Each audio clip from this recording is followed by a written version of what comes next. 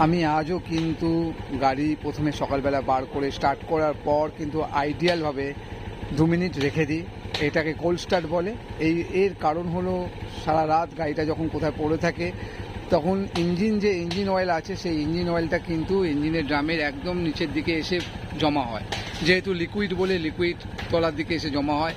Start করার পর কিন্তু ইঞ্জিনটা যখন ঘুরতে থাকে তখন সমস্ত জায়গায় কিন্তু এই যে আইডিয়াল স্পিডে রেখে দিয়েছি তেলটা কিন্তু ইঞ্জিন অয়েলটা কিন্তু ইঞ্জিনের ভেতরে সমস্ত স্পেয়ার পার্টসে কিন্তু লেগে যায়, তাতে ভালো লিব্রিকেট হয়, তো ঘর্ষণজনিত ক্ষয় কিন্তু কম হয়।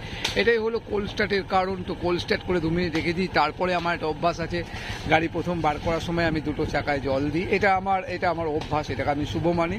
আর যেটা করি আমি হলো দুটো সকারে এইভাবে সামনে দুটো সকারে একটু জল দিয়ে দিই, কারণ এই সকার চলতে চলতে সারাদিন যখন গাড়িটা চলে এখানে অনেক ধুলো বা পার্টিকেলস এখানে জমা হয়, যেগুলো